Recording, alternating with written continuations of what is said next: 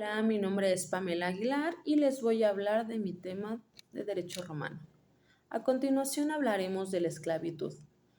Los habitantes de la antigua Roma se dividirían entre libres y esclavos. Estos últimos trabajaban para las personas libres y eran la base del sistema económico. Se podía llegar a ser esclavo de varias maneras: por nacimiento, al ser hijo de esclavos, por ser prisionero de guerra, por exposición, que esto se refiere a abandono de un menor, por condena judicial o por venta. Había dos tipos de esclavos: los públicos y los privados. Los primeros pertenecen al Estado y trabajan en servicios públicos como por ejemplo las minas estatales. Los privados pertenecen a las familias particulares y suelen trabajar en el servicio doméstico o en la agricultura. Generalmente se les trataba mejor que a los públicos. En cuanto al estatus jurídico del esclavo, al principio no tiene ningún derecho. Se les considera una cosa.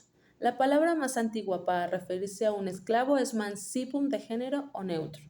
No pueden casarse ni tener propiedades. Posteriormente se permite el matrimonio entre esclavos, aunque los hijos también son propiedad del amo.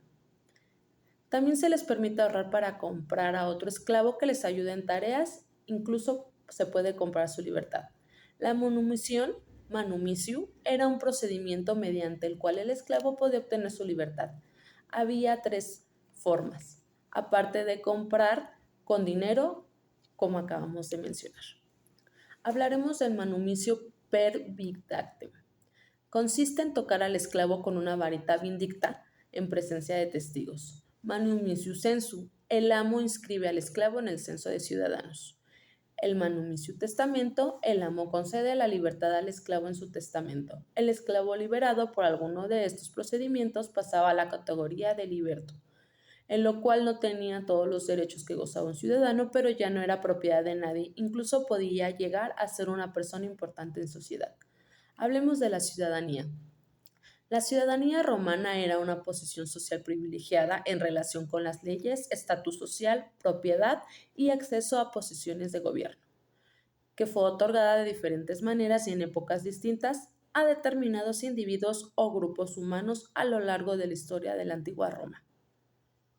Estos grupos se dividían en los civis romani, que son los ciudadanos romanos, en el sentido de ser habitantes de territorio sujeto a derecho romano, como los municipia optimo iure o los colonias romanas, además de los nacidos en Roma, quienes gozaban plenamente de todos los derechos que seguía el estatus de ciudadano romano. Esta condición podía variar en diversas circunstancias. Los civis latini, que son los ciudadanos latinos, es decir, habitantes de territorio sujeto al derecho latino, como en el caso de las colonias latinas, no necesariamente relacionadas con la región del Lacio, las cuales gozaban de un estatus más bajo respecto a los ciudadanos romanos, incluyendo el hecho de no poder votar, como el caso de la municipia sine sufragio, o participar a la vida política. Los peregrini, término utilizado para denotar a sujetos libres pero que carecían de cualquier grado de ciudadanía. En los siglos I y II, muchos de los habitantes de las provincias eran peregrini. Las mujeres constituían aparte cuyos derechos variaron, como las de la ciudadanía a través del tiempo. Las mujeres, cualquiera fuera su estatus, nunca tuvieron la totalidad de derechos ciudadanos otorgados como a los varones. No podían, por ejemplo, votar o ser elegidas en cargos de elección. En teoría, las mujeres estaban sujetas al control de su pater familia, lo que por lo menos durante un periodo histórico tenían incluso el derecho de obligarlas a divorciarse y volverlas a desposar. Durante la República y entre las clases altas era práctica común utilizar los matrimonios para considerar relaciones políticas. Las mujeres tenían, sin embargo, el derecho de propiedad personal. Los esclavos se consideraba como propiedad y poseían solamente algunos y muy limitados derechos, pero podían comprar su libertad u obtenerla por decreto del propietario. Los esclavos podían ser vendidos, maltratados o incluso ejecutados a voluntad de sus propietarios. La muerte, por el ejemplo que podemos mencionar de un esclavo, no era tratado como un homicidio, sino era tratado como un asunto de destrucción de propiedad. Sin embargo, un esclavo liberado, que era un liberto o libertus, podía obtener ciudadanía completa. Hablemos de los latinos.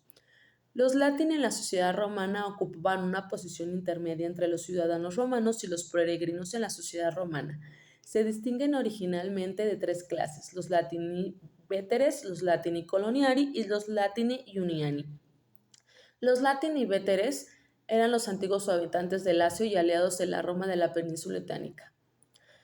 Los coloniari, los latinos coloniari, eran habitantes de las colonias de Roma que fundaron a medida que extendían su imperio.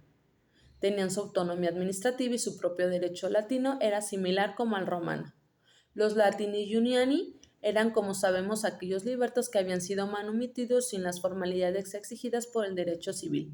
No tenían capacidad dentro del ámbito del derecho público, gozaban del comercio, pero no podían disponer por testamento. Los peregrinos, en la antigua Roma, en posición al concepto de ciudadano romano civis, estaban en derecho romano el del extranjero peregrinos.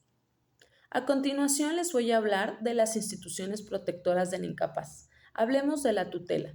La tutela es la institución jurídica por la que se le coloca a determinadas personas menores de edad o declaradas incapacitadas bajo la guardia y potestad de otras personas o de la entidad pública. La tutela tendrá carácter pleno y comprenderá todos los derechos y obligaciones respecto de las personas y bienes del menor de edad. Las clases de tutela son la legítima, la testamentaria y la dativa. Hablemos de la tutela legítima. Es aquella que a falta de nombramiento testamentario es designada por la autoridad judicial y que recae sobre miembros de familia o aquellos que no lo son, pero son designados por la ley. Sus características son hijos menores de edad, hijos mayores de edad, incapacitados, menores abandonados y de los acogidos por alguna persona o depositados en establecimientos de asistencia. Hablemos de la tutela testamentaria. Cuando un menor está viviendo con un adulto que no es su padre y el adulto necesita una orden de la corte para tomar decisiones en nombre del menor, en general, las tutelas testamentarias son para menores de 18 años. Sus características son las siguientes. Cuando uno de los progenitores continúa vivo y previendo su muerte, designa un tutor. Cuando el testador deja bienes a un incapaz, el ascendiente ejerce tutela sobre un hijo incapaz mayor de edad, sujeto a interdicción. Hablemos de la tutela dativa. Es aquella que surge a falta de la tutela testamentaria y de tutela legítima y la que corresponde a los menores emancipados para casos judiciales. Sus características son cuando no hay tutor testamentario ni persona a quien corresponda a la tutela legítima, cuando el tutor testamentario está impedido temporalmente de ejercer su cargo y no hay ningún pariente. Tutela, hablemos de la curatela en este caso. Se define como una medida de apoyo a una persona que no cuenta con plena capacidad y requiere de asistencia continuada. La finalidad de la curatela es la asistencia, apoyo y ayuda en el ejercicio de la capacidad jurídica. Las personas bajo curatela son capaces, pero requieren de un complemento de asistencia mediante el establecimiento de medidas del apoyo que deben respetar siempre la voluntad y preferencia de las personas con discapacidad, pero ya no se les sustituye y representa en la toma de decisiones. Clases de curatela. Emancipados y menores de edad. Es posible emanciparse de los padres o tutores si el menor considera que ha sido descuidado o no se ha cumplido al velar su integridad.